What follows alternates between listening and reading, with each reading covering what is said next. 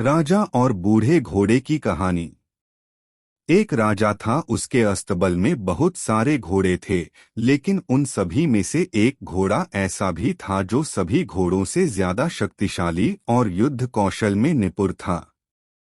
राजा हर युद्ध में उसकी पीठ पर बैठकर जाता और युद्ध जीतकर आता था, इसलिए राजा उसे बहुत प्यार करता था।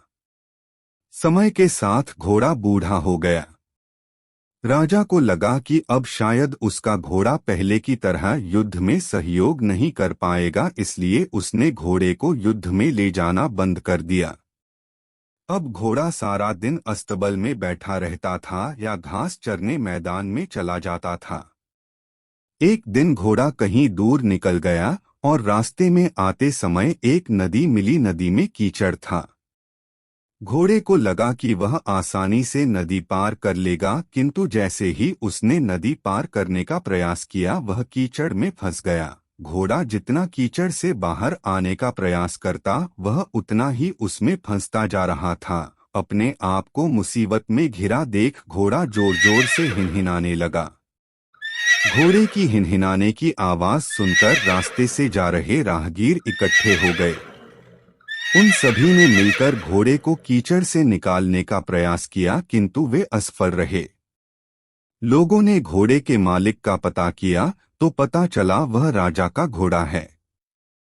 यह बात राजा तक पहुंचाई गई कि उनका प्यारा घोड़ा गहरे कीचड़ में फंस गया है और कीचड़ से नहीं निकल पा रहा है। राजा अपने सैनिकों के साथ घटनास्थल पर पहुंचा और घोड़े को निकालने का प्रयास करने लगे, किंतु उन्हें भी सफलता नहीं मिली। अब राजा भी बहुत परेशान हो गया। उसने अपने मंत्रियों को बुलाकर सलाह ली। तभी एक बुजुर्ग मंत्री ने सलाह दी कि घोड़े के पास युद्ध के नगाड़े बजवा दिए जाएं और आसपास युद्ध का माहौल तैयार किया जाए। राजा को बूढ़े मंत्री की सलाह अच्छी लगी और उसने वैसा ही किया।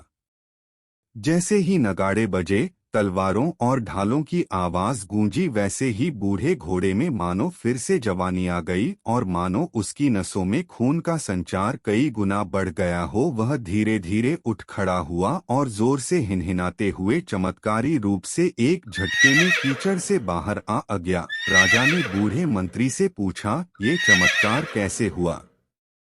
मंत्री ने उत्तर दिया, ये घोड़ा बूढ़ा जरूर हो गया है, लेकिन जब इससे काम नहीं लिया गया तो इसके अंदर का उत्साह और आत्मविश्वास खत्म हो गया था, और आज फिर से वही माहौल मिला तो उसमें उत्साह का संचार हुआ और ताकत लौट आई है। राजा को भी सारी बात समझ में आ गई और उसने अपने वीर घोड़े को फिर से काम पर रख लिया। शिक्षा। राजा और बूढ़ा घोड़ा कहानी से हमें शिक्षा मिलती है कि जीवन में उत्साह और आत्मविश्वास को कभी खत्म नहीं होने देना चाहिए।